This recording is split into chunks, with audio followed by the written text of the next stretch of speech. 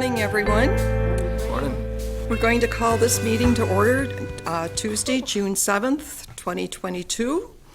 And roll call, Bobby? Cheryl Hentz. Here. Heidi Basford Kirkhoff. Here. Julie Kiefer. Here. Julie Davids is excused. Bryn Seaman. Here. Julie Maslowski. Judy Ritchie. Here. Mike Ford. Here. Joanne Murphy Spice. Here. Jean Wallerman. Here. Okay, thank you. Okay, and then also, we have and we were just notified yesterday, we will have a new member, Pat Jurovitz, and some of you may remember her from Bethel Home a number of years ago. She was activities director. She'll be a great asset. She now has Creative Calm Counseling and is an art psychotherapist. So bringing something totally different to the table. So I'm really looking forward to that. Approval of the May minutes. Are there any additions or corrections? If not, I'll take a motion to approve. So moved. And a second? Second. Okay, thank you. We have a motion and second. Any discussion? All those in favor? Aye. Those in disagreement? Okay. Motion approved. Citizen statements, did we have anything? None. Okay, public comments on the agenda? None. Okay, and our presentation. So Alana, would you like to take the podium? Sure. I will ask my friend Nicole here to follow up with me. Okay, the podium right over here. Here. Mhm. Wow. You get the special place and microphone. Sure. Well, thanks for inviting us. We'll start with some introductions. My name is Alana Erickson. I'm a supervisor at the Winnebago Health Department for the Healthy Lifespan. So that includes our Promoting Healthy Aging nurses and Joanne Murphy Spice, who coordinates the Wellness Plus classes. We work very closely with the ADRC. So I brought my friend Nicole Davis Daywald. Sorry. Who was previously in the position that Bryn Seaman was previously. Officially, it is the ADRC Program Supervisor for Aging and Disabilities. Okay. So I know that you guys wanted us to talk a little bit about the Livable Communities Plan today, and I think the best place to start is trying to kind of just give you an update on the county aging plan, how it morphed, how we started this Livable Communities initiative, and where we are right now. There isn't really a formal presentation because we did have to take quite a break on this work. When COVID hit, a lot of the main players needed to be redistributed to other work, and this plan did have to take quite a pause for a while. So the Winnebago County Aging Plan is a 4-year plan that is redone every 4 years, and it's mainly led by the ADRC. And that is a state statute for anybody that's receiving healthy aging funds. So that was completed in 2020. And as we were doing that, a lot of the same themes were coming up with, transportation, housing, connectedness. It's very similar to what we see in our community health assessment at the health department. So we know that there's a lot of community partners working on these initiatives. So rather than us make an entirely new aging plan that's different from everybody else, let's continue to connect our partners, connect with the cities, the senior centers, the libraries, and get everybody aligned. As we were doing this, Bryn, who is in Nicole's position, came up with this great idea to connect with AARP, who really comes in and supports your community to apply to be recognized as a livable community, which in a nutshell was geared towards seniors in the beginning. Really making a place livable for seniors is better for everyone. Making housing more accessible and long-term, having a variety of it, especially with transportation. Variety helps everyone of all ages. So as the AARP was starting to coach us on how to assess our community and see what the needs were, we were seeing the same alignment from our aging plan. There was a lot of the similar topics. It wasn't as rigid or structured as the aging plan needed to be as a timeline and finishing it, but we wanted to really make sure the two worked together. So that's where our livable communities plan is. There's a draft. We have the different categories. There's 8 domains of livability, and we picked those to work from that were gleaned from our survey in 2020, that spring. We did a survey of adults in Winnebago. You needed to be 45 years or older, and it really was a whole myriad of questions. The survey, we found out as we got our results back, was mostly taken by the same cohort of people, educated, middle class, white folks that had the time to sit down and take a 20-minute lengthy survey, which is great, but we also realized there's some gap in our information there. So we took what was wanted by that cohort and we're starting to supplement it with other data that we have, other areas that people are going out into the community and working with older adults. So currently, some of our focus areas, we do have a transportation group for the livable communities, and you're presenting to the ADRC board meeting next month on that. Is that correct? So if you are curious about the transportation specific area, the ADRC meeting is next Monday, and that is a public meeting that you'd be able to attend or watch. And then some of the other groups is housing, which with the new momentum in our area for housing is pretty exciting. However, we haven't been able to make the right connections as everybody was coming off COVID and really focused on fixing the emergency housing needed and applying for those grants. We now want to make sure we're connecting with those leaders in our community that are really tuned into the need and make sure that they're part of this team as we make our plans for senior aging and housing. We've had the ADRC present on their research with UWO of really looking into the senior housing need in our area. And due to the population statistics, baby boomers will come through, and for the next 20 to 30 years, we're going to have an extreme need of senior housing or lack of it. And so we need to be creative right now for creating some types of solutions to get through the next few decades that aren't permanent, but they're focus on the people and what they want and how they're going to be most comfortable for those years. So that's probably our least solid part of the plan is the housing area. But transportation it's got its strategies and objectives that she'll be presenting on. And then another area was, is it social connectedness? I'm not finding it on this. There we go. Yep, social isolation and wellness. Do you want to talk about this one a little bit more? Where that group is?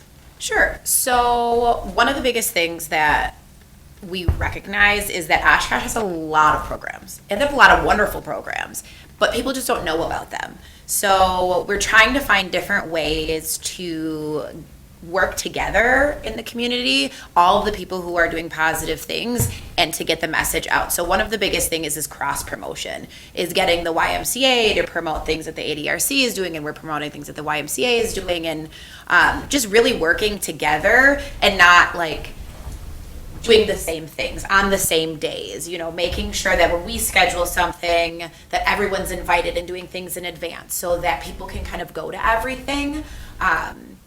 When we did the survey, even with transportation and housing, a lot of it's just knowledge. It's not because we don't already have wonderful things here. I mean, we probably have more in the city of Oshkosh and Winnebago County than other communities do.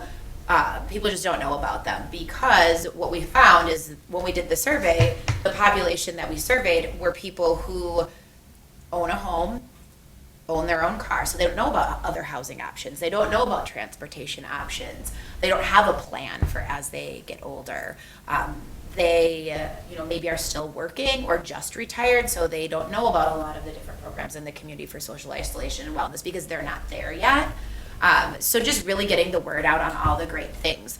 So what we're really trying to do, our focus has been being proactive rather than reactive, and to really engaging the younger generation of people. So instead of focusing on the people we're trying to service, 65 and older or 60 and older, is really trying to focus on people who are 30 to 55, because those are the ones that are going to be taking care of the older generation. Those are the ones that check social media. They're looking at things for their kids. They're figuring out like, okay, I want my daughter to do this sport. Well, while they're looking at those things, they are able to access things that maybe their parents could be doing, and then kind of talking to their parents about them, engaging their parents and saying, you know, instead of like focusing on like, hey, I want my daughter to do this sport, and like, hey, mom, do you want to go do this class together? Because what we found is that if the kids, like the sandwich generation, are proactive and know the knowledge and know the signs, they're able to kind of engage the parents. So like that older generation might stay in their house and might, you know, focus on living in their home by themselves and not wanting to leave. But if the younger generation of people are like, hey mom, why don't we go to this memory cafe when they start seeing signs? Or hey, let's talk to these navigators for learning about different programs when they start having issues, or they're seeing the issues, so that we're being proactive rather than reactive. What we've seen due to COVID is that we are having an influx of crisis. So what's happened is that we haven't seen people for 2 years, and then all of a sudden, like mental health issues, memory issues, people aren't able to drive, and no one noticed for 2 years, and now that people are getting out and about, we're seeing crisis after crisis after crisis coming in. 10 referrals in one day to APS of crisis after the holiday weekend. So what we really, really want to do is try to find ways to be proactive, to work together in the community, and to get people to engage their parents. So that's kind of been our focus, is instead of focusing on the older generation, is kind of focusing on the sandwich generation and the people who are looking at social media, who are already finding activities for their kids. So that's kind of where we're going with our whole plan in general, is really trying to engage people to care about that population, because we're not going to have enough caregivers. But if neighbors can care, if your neighbor can do a little bit and this neighbor can do a little bit, we can help people. Because we know we're not going to have enough housing options, and we know we're not going to have enough care options. So what can the community do to support each other in small ways? And we have to engage those 30, 40-year-olds who live next door to a lot of these people to try to help them. Yeah, the intergeneration opportunities, working with the high schools, Oshkosh North Community has done some stuff with us as well. So it's kind of exciting to not have a finalized day for this livable communities. They want us to finish our formalized plan and get it on the website.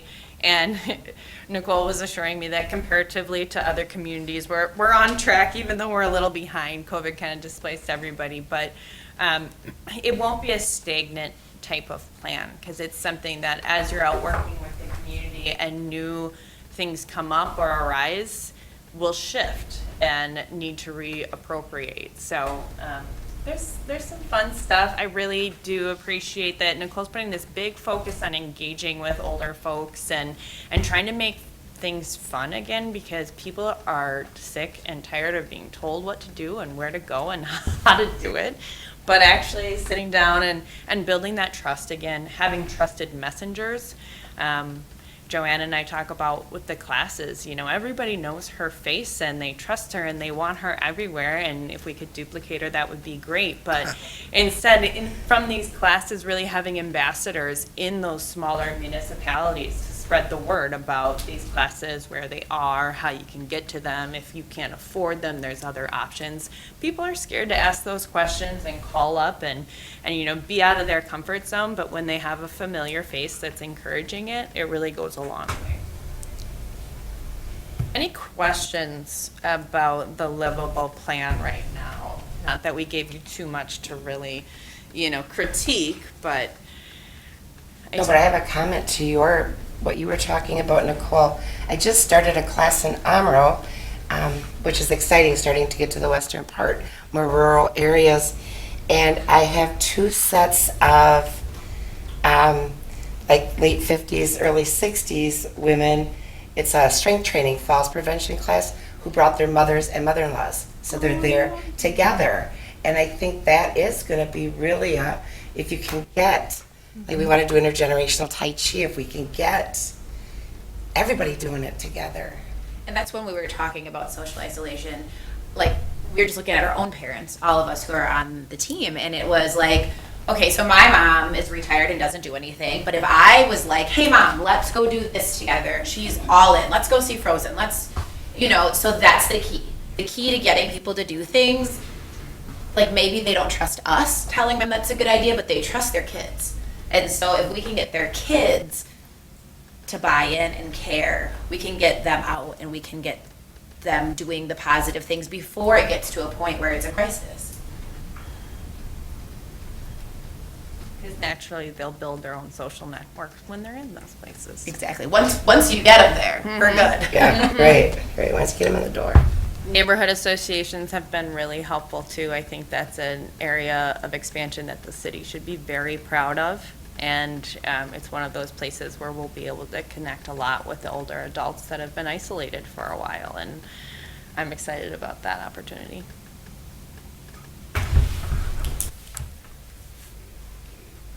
How else can we help you? We were hoping somebody would ask that. It's like we planned it, or you go ahead with the pitch. So one of the biggest things is we want to get more people involved, more people who have different connections, who have different ideas. So we would love for more people to join our Livable Communities Committee and help us with our action plan. We have lots of great ideas and lots of really excited people. But the more stakeholders in the community that we get to buy in, the more good work we can do. The thing that we run into is that everybody's doing great things, but everybody's doing them in silos. We need to get people to do them together and work together, because we all have budgets that are like this big. And so if we put them together and we work together, we can do great things.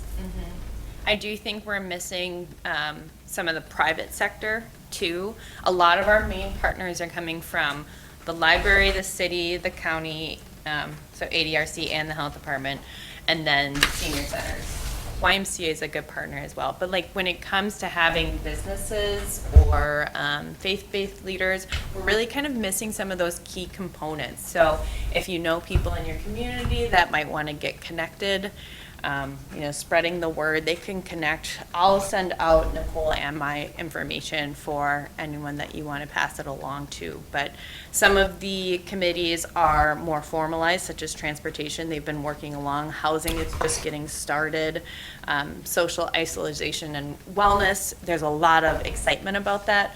However, it's these same probably 5 to 7 leaders from each of these organizations that are tapped into the ideas, but they don't have the expertise or the capacity to dive in and move that part of the plan forward. Yeah, and I think that we're really willing to change the dates, change the times, make it work for everybody as best as we can. That's our goal. We try not to stick to the same time every month, because we found that then there's a certain 3 or 4 people that never can make it. So what we've tried to do is keep reaching out and switching it up, so that way if someone can't make it this time, then they can make it the next time, so we can try to get as many people involved as possible. How much contact have you had with the service clubs? Because a lot of times, the contacts that they've got the ripple effect of that is tremendous. I was able to present to a group called Learning and Retirement, ran by UW Oshkosh, and they were really excited, and many were connected with other groups such as Rotary, the League of Women Voters. So we have our little inlets where we're spreading the word. However, to get that blanket ask, I want it to come from someone within that organization, not me. So I guess we need to do a little bit better job of really prepping that communication and saying, all right, we're ready to go. Our staff is back from the other COVID stuff, and we're ready to, start scratching away at this again, and then have you guys share that with your partners, because it's an ask that's more real when they recognize the name. Then you email me and I'll get you to one. Judy knows everyone. Yes. One of the things that we tried to do was reach out to the faith-based organizations to try to present about some of this stuff, because one of the things that we found is that people trust their church family and their original family. We didn't get a lot of buy-in. So I think I reached out to 15 different churches in the area, and no one wanted us to come. They were willing to have us send brochures, but at this point we have not been invited in. So if anyone has a Did you religious, try Common Ground? we did. I did reach out to them, and right now they're really focused on like their equity and diversity trainings, and so that's one thing that we're really interested in. But that's kind of their focus right now. Could I just make an offer, a suggestion? Now, I know that I'm obviously in my new role as the family caregiver supports all about caregivers. So I am looking out for the sandwich generation. But when you talk about the private sector, I think that there's a lot of inroads to be made when you're talking about workforce solutions to support the caregivers that are caring for their young family members and then their older, aging parents and in-laws. So one of the things, and I know AARP, who is part of this Livable Communities project, they're probably one of the forerunners of the Caregiver Supports Program, advocacy, caregiver tax credits, workforce solutions. So they're very much involved in a lot of that advocacy work. So I would maybe even tap into some of the folks who are a part of that group to see what else they might have as resources, statistics, what other communities are doing to support that sandwich generation. I'll share a little bit more, and maybe we can get connected too following the meeting, but some of our work as of late has been making private sector employers aware of their workforce, and it might be as much as 25%. I think our survey results were something like 8 out of 10 people who are currently employed or looking for employment are in that caregiving capacity. So if you're a private sector employer who's struggling to retain or recruit new people, it might be because you aren't tending to the needs of what they really have as far as family priorities, or kind of I guess family priorities, or just kind of the needs of what they're faced with within their bubble of people, their generations of people. So that might be some inroads, is just kind of focusing even on some employers who have offered in the area to really be that flexible workforce. And that can look like anything, flexible scheduling, all sorts of things. So I'll connect with you afterward too and give you some ideas and give you some information as well. But just a thought if you wanted to tap into the private sector. Yeah, that's awesome. That's good timing too, and it's very related to our childcare solutions initiative that's going on in Winnebago. We just obtained a couple grants, and so we are really trying to especially connect with some of those bigger employers that have many what we would call blue collar workers, those long shifts, they need the childcare. And so as we have that conversation, it's completely relative to also think about that older generation that you're caring for. So we're on it. Let's connect. Are there any other questions or comments? Okay, well, thank you very much. This was really good. Oh, I'm sorry, Cheryl has one. You guys have business cards with you that I could get. Mike and I go to the same church, and we have a group. It's our adult education ministry group. I don't know what they're doing for the summer, if they're taking the summer off or not. Yeah, they but might be. They generally have people come in, and it starts about 9 o'clock in the morning and goes probably until about 9:45, 9:50. And I can see this as a very good presentation for something like that. They would probably chomp at the bit to hear from you. And also, as a member of the media, I can help get the word out. So I'd like to talk to you guys about that as well. Awesome. And actually, there is a church that provides meals to kids, and they also, depending on what they've got for surplus, deliver to elders that are in the neighborhood of that particular church. So I can share that information. See, this is why we need to meet more. Why we're back out. It's that sitting around the table that does it. Right. So, Thank you very much. We'll well, send thank out you. you. cards before taking. Thank you. Okay, moving on. Is there any old business? Under new business, we have election of the chair and vice chair for the 22-23 year. Could we have a nomination for chair? I nominate Judy. I second. Thank you, people. Do we have a nomination for vice chair?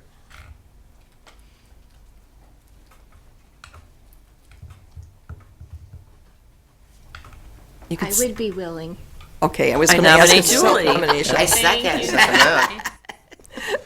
Okay, are there any other nominations? Okay, all those in favor? Aye. Aye. Opposed? Well, Julie, you're stuck with me. Okay, so we have that taken care of. Okay, the July meeting is July 5th. And so we're the day after the 4th of July holiday. And how many are going to be available? And how many would prefer not to meet?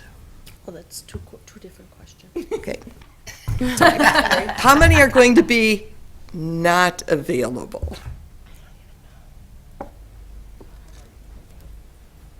Okay, let's make it a third question. How many don't know for sure? How many are pretty sure they're going to be here? Well, that's a slim majority.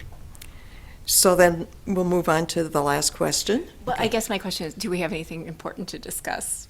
We always do. How many would prefer that we not meet? Okay, no meeting in July. All right. Easily taken care of. Vote on that. Oh. We have the hands. Do you want to? Do you need a voice vote? Yeah. Okay, voice vote. How many would prefer we not meet? Call the roll, please. Cheryl Hens, I vote no.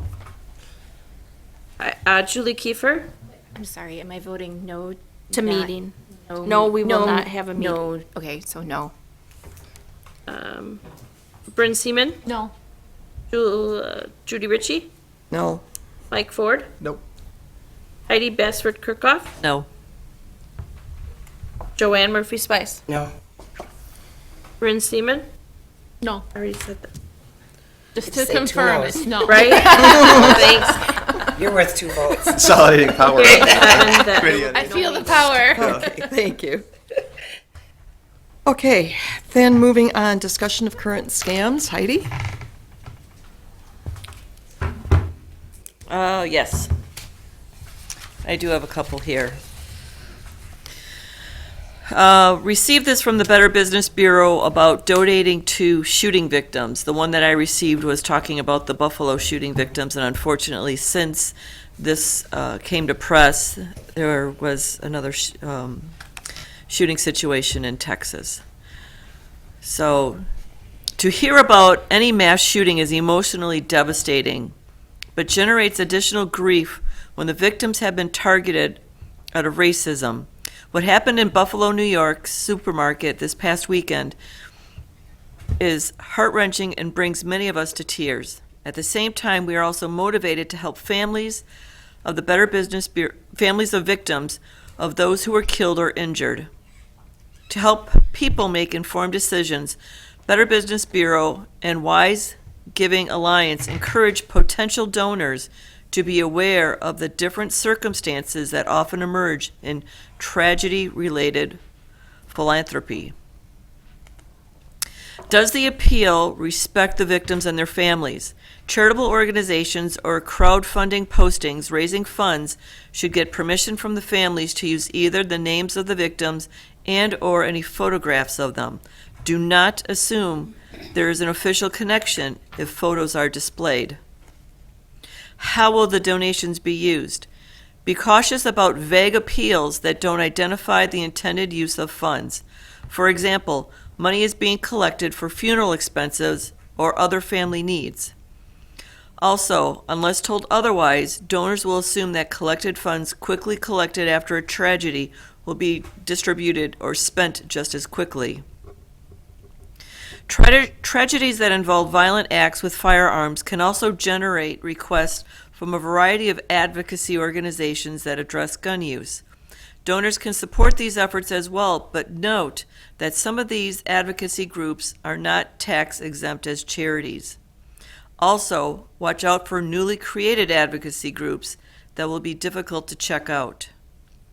Contributions that are donor restricted to help a specific individual or family are not deductible in the U.S. as charitable donations, even if the recipient organization is a charity. Please check out the IRS. Publication 526, page 7, for more information on this subject. Check out recent announcements to avoid duplication of efforts. Be mindful of public announcements that identify assistance being provided to victims' families to help avoid donating to duplicative efforts.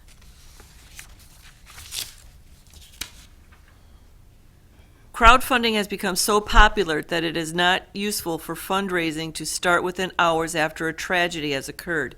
Please keep in mind that while some crowdfunding sites take precautions in carefully screening and vetting managing posts after a tragedy, others might not. If unsure, review the posting procedures described on the crowdfunding site and also find out about transaction fees or other specifics. As always, BB and Wise Giving Alliance remind donors to check out the charities by visiting give.org to verify if the charity meets the Better Business Bureau standards for charity accountability.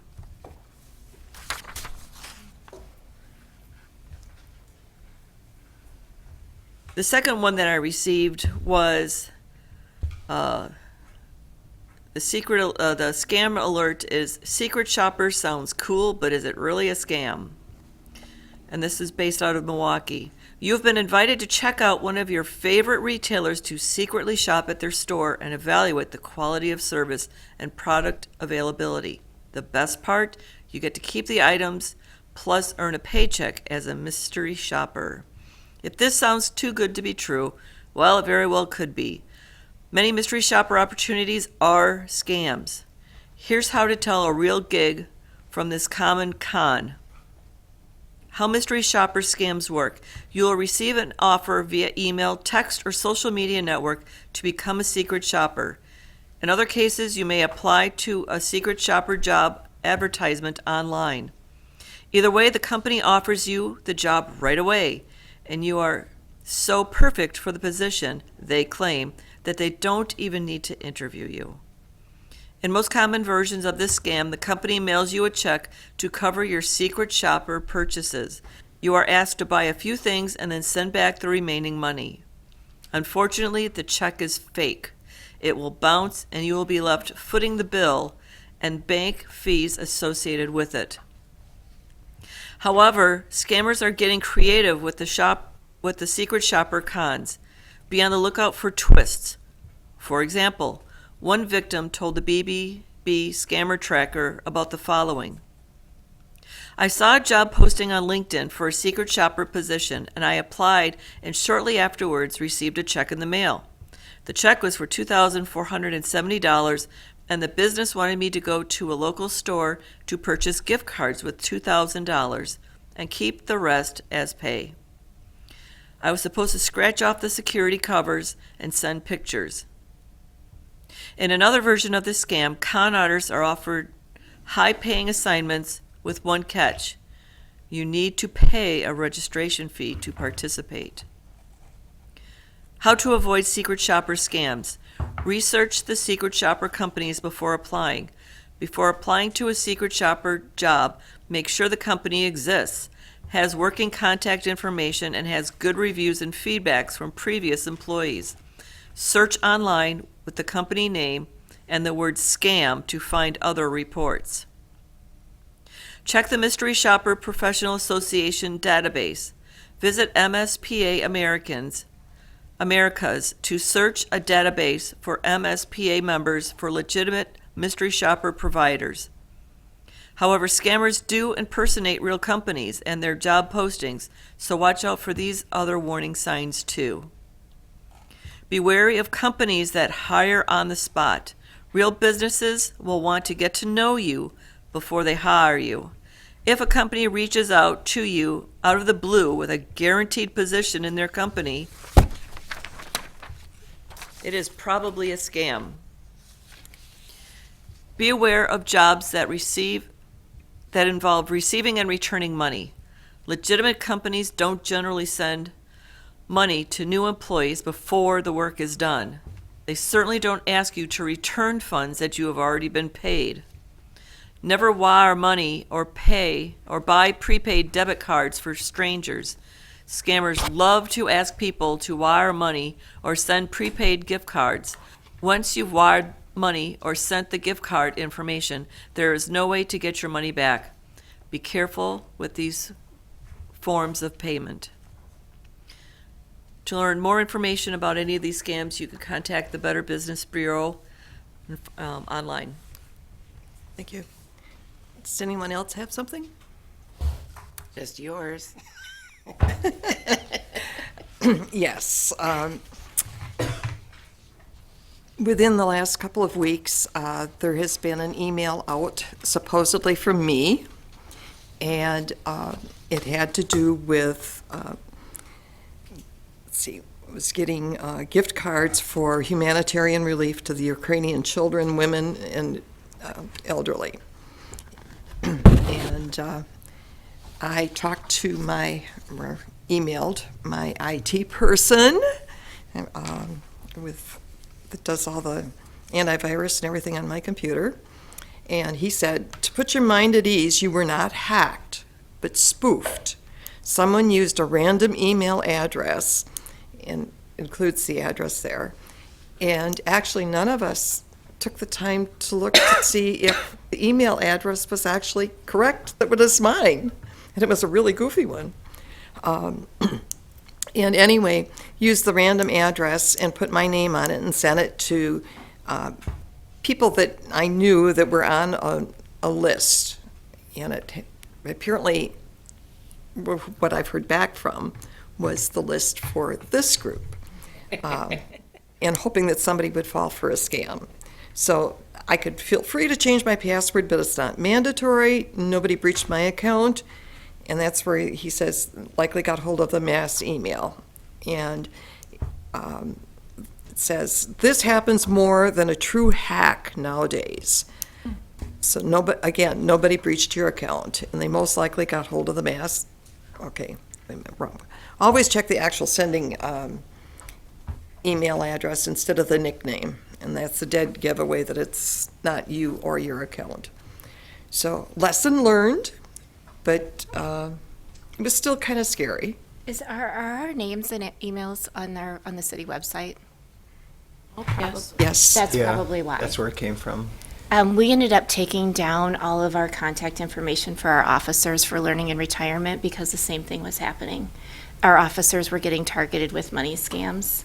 And so we took all of that information down off of our website for that reason.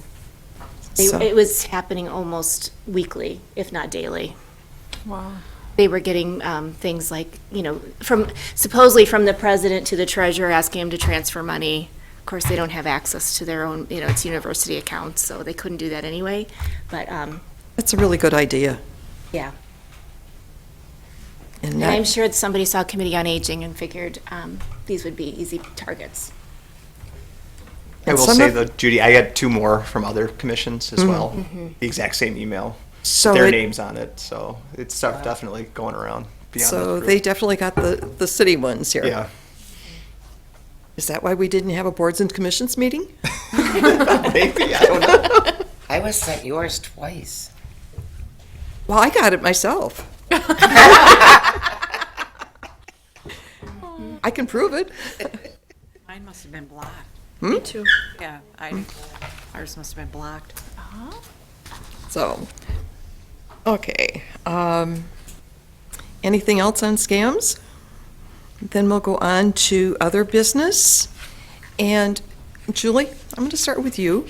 Sure. And not only learning and retirement, but neighborhood associations, please. Yes, I can do that. So I don't really have a lot to report on learning and retirement. I can tell you also from UW Oshkosh Continuing Ed, I've announced this a couple of times, but this will be the last chance to register for Grandparents University, which is July 14th and 15th. Most majors are full, but I do still have 2 that are open. I'm also planning a women's wellness and education retreat for October 1st. And while it's not specifically for older adults, that's who I tend to get as a more mature audience. And that one is going to be focusing on getting through life's transitions. Shelley Maxwell, a lot of people know, is going to be leading that, along with Tiffany Ballrath, who's going to be doing some music therapy.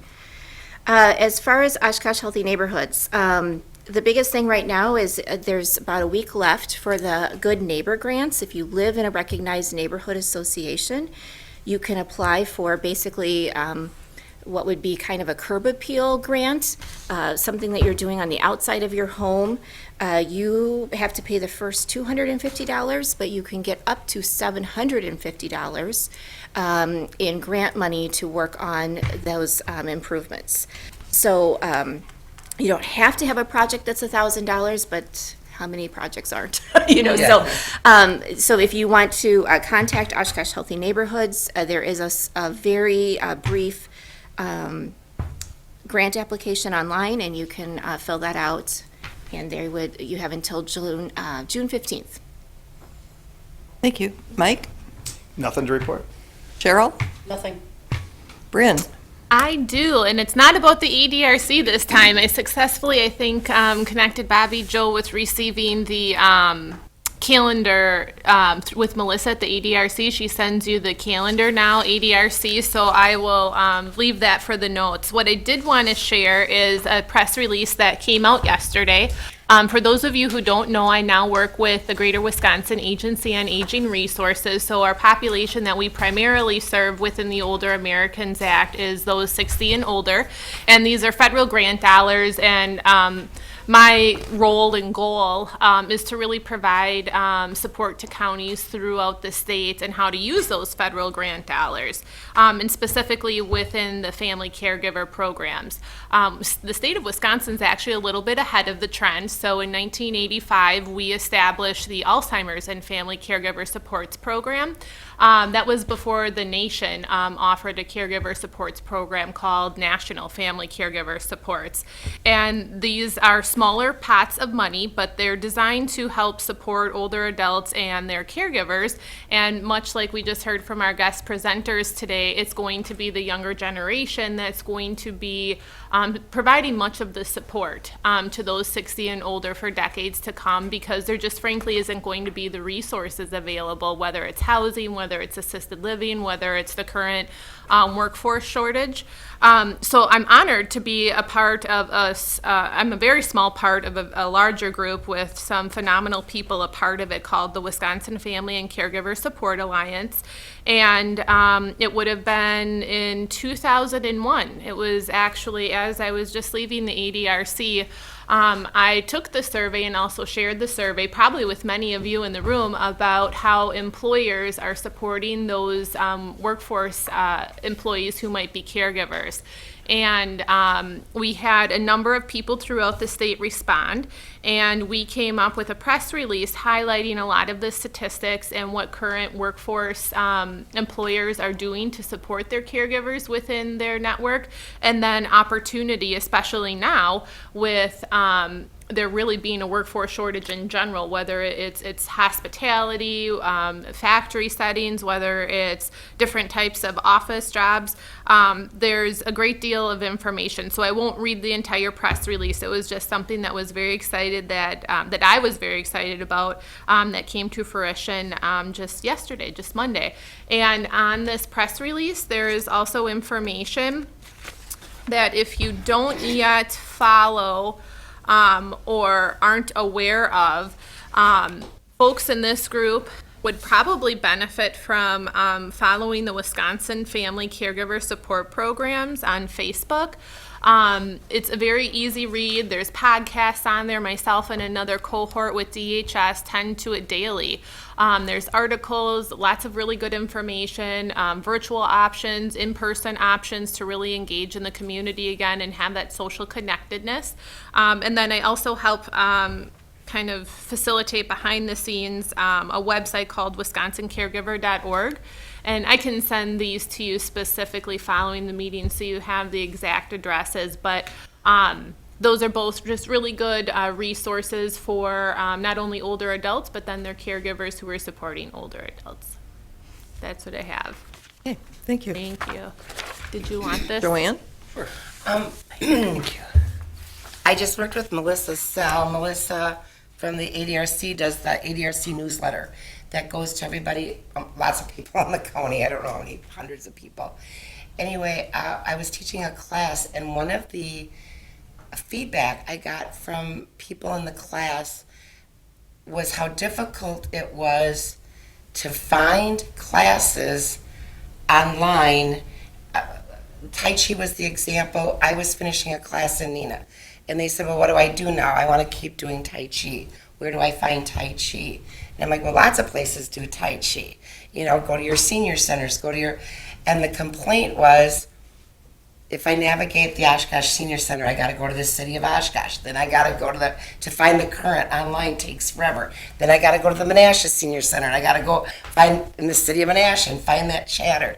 So Melissa and I did a thing where now on the ADRC newsletter, there will be a little section that just says health and wellness options, and it links directly to the current, directly to the newsletter for the Menasha Senior Center, directly to the WISE, directly to the Winnebago County Health Department classes thing, so that people have more of a one-click thing to go and find where are these things available, so it's not so cumbersome to try to find a certain class that they're looking for or whatever. So I thought that was good because it's trying to coordinate everybody, just to make it easier for everybody to find stuff. And especially as us baby boomers are aging, even when I started working like 5 years ago, the amount of people that we would register for a class that did not have an email address versus the amount of people now who do, because you know the generations that are aging are starting to have a little bit more computer savviness. I'm not one of them, but some people are. Anyway, and our classes are still going, and everything's good that way. Since Alana's here, I'll let her talk about COVID. I just threw you under the bus, but you know more about it than I do. Sure, you want. What do you normally give? Usually, I just tell them what's going on with COVID. Sure. I'll just make sure that people can see me. So that I'm not talking head from the corner. So COVID, our focus right now is really to reach out and talk with families, answering questions about the upcoming chance to vaccinate littles, so up to age 5. We do know that boosters are encouraged by CDC, and the DHS also embrace that. So anyone 5 and older that hasn't been boosted is eligible, and you want to just wait 5 months after you finished your first series of either 1 or 2.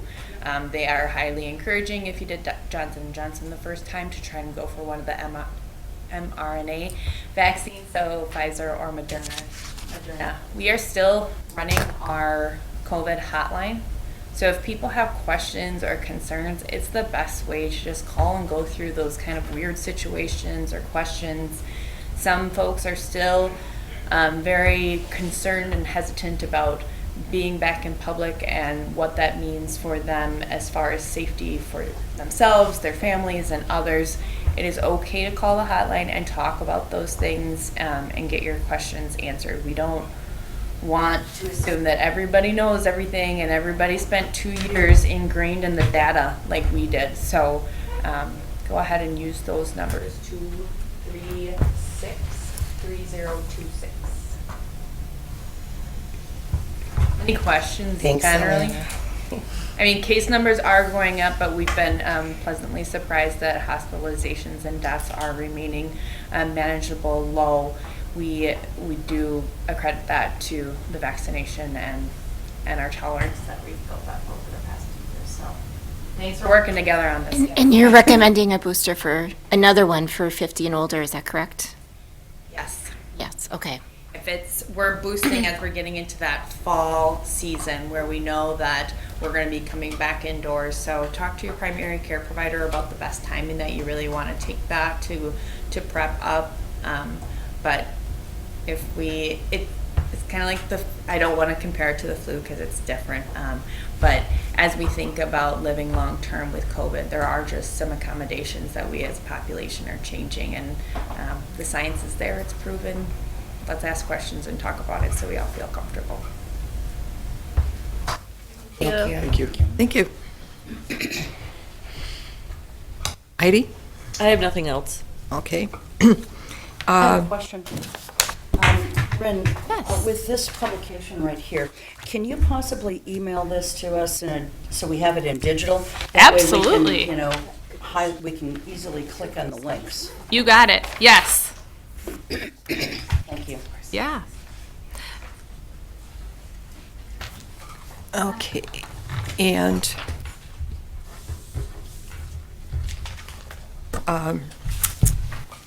we have summer. And we've been having a big difference, warm days, cold days, and something in between. Right. But what I'm passing around is some information that I received regarding the heat awareness, which June 1st was the Heat Awareness Day in Wisconsin. It talks about heat stroke, what are the signs of, which would be the high body temperature, the red, hot, dry skin, all those things, to be aware of. And we know that a lot of elders are always cold. And with Meals on Wheels, we used to go into homes that were shut up tight, and people are sitting there in their sweatshirts, and we'd be struggling to breathe. It was so warm in there. And then we'd call a family when someone was acting out of the norm, and the dehydration. So making sure that people get plenty of fluids, all those kinds of warnings. So it's just a lot of information on that and to be aware of. Does anybody have anything else? Or any questions of anybody? If not, our next meeting is going to be August 2nd, and we're having Brent Bowman with Rebuilding Together Fox Valley. And that program has a ton of resources and information. They work with the fire department on falls prevention, but they also work with people in having their homes renovated so that they can remain in the home rather than having to look for other living accommodations, be it apartments or assisted living or whatever. So hopefully it's the kind of information that we're looking to get out to the community. On that note, I'll take a motion to adjourn. So moved. A second? I'll second. Okay. All those in favor? Aye. Opposed? Meeting adjourned. Have a safe, happy 4th. You too.